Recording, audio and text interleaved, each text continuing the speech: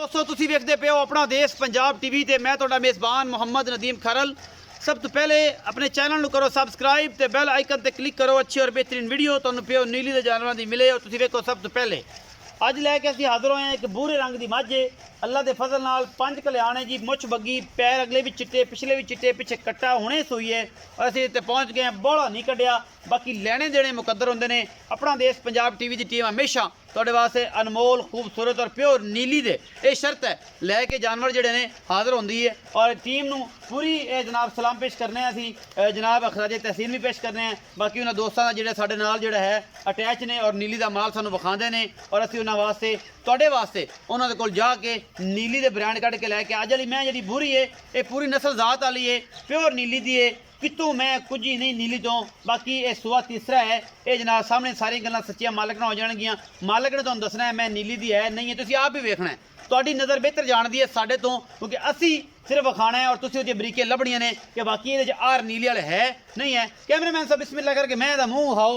ए जी बच्चे हुणे सूई है, 5 कल्याण अगले पैरे दे भी चिट्टे ने, पिछले भी चिट्टे ने, मत्थे तो बोला है, एक कट्टा है जी पिछे। ए हुणे सूई है जनाब, ते असीं पहुँच गए हैं जी। बाकी जनाब ए मझ तुहाडे सामने अल्लाह के फजल नाल मुछ बग्गी है, अखां दोनों च बराबर जवाब ने। यह भी एक कैटागरी होंदी है, जिहड़े समझदार बंदे होंदे ने वो इस चीज़ नूं जाणदे ने। अखां च बराबर जवाब मझ दे होना यह भी खूबसूरती की अलामत है और मैं नस्ली होंदी है। एक अख जो जवाब है वो थोड़ा डिफाल्ट करता है। ये दोनों अखां दी बराबर, बूथी छोटी जी है। मैं इहनूं सिंघ भावें खुला है लेकिन मैं है नीली दी नस्ल वाली पुरानी मईयां दे विचों है। बाकी लैने देने मुकद्दर ने। मैं इहनूं पैर अगले सोहने और पूरा हर चीज़ जिहड़ी है थोड़ी हवा पाई फिरदी है। बाकी अल्लाह के फजल दे नाल मैं इहनूं खुड्डा पुट्ठा नस्ल जात हैवाने मैं इहनूं माशाअल्लाह थब्बियां दे ने। मुठ मुठ दा सोहना थण, पिछले पैर दोवें चिट्टे।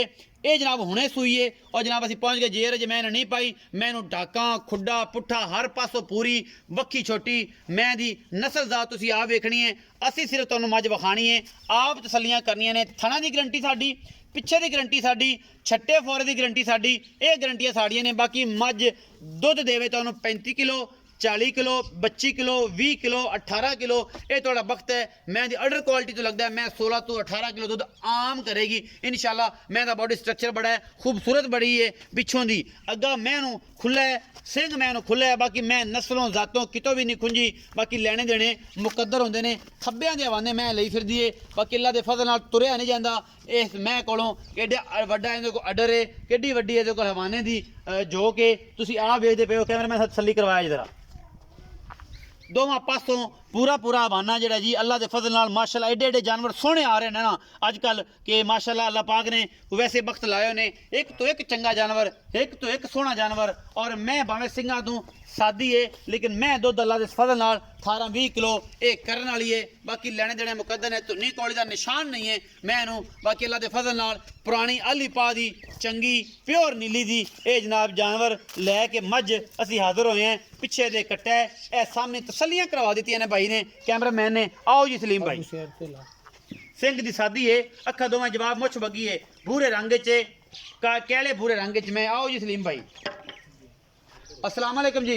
वालेकुम सलाम जी। भाई सलीम की हाल चाल ने? ठीक ठाक जी। ठीक हो? तबीयत से ठीक है? बिल्कुल सारी खैर मेरे। हाँ भाई जी। सलीम जी पूरी मैं विखाई है, हाँ जी, ये नीली दी है या नहीं है? अल्लाह दे हुक्म ना नीली दी है। कोशिश पूरी करना है हाँ बिल्कुल, फिर नीली दी कहते मैं हैं। लियावन च। हाँ जी, बाकी मैं दी हर पासा पूरा है, मैं बिल्कुल। सिंह सादा है, हाँ जी से आई कमी मैं च। हाँ जी, उतू मोड़ ते लिया ते बेच रखियो है। अच्छा ये दस के मैं सुआ किन मैं त्रिया सूई खड़ी है, त्रिया हुण सुई खड़ी है, मगर हाँ। कट्टा है, मगर कट्टा है जी। थना थोड़ा दी गारंटी बिल्कुल है, हर शी।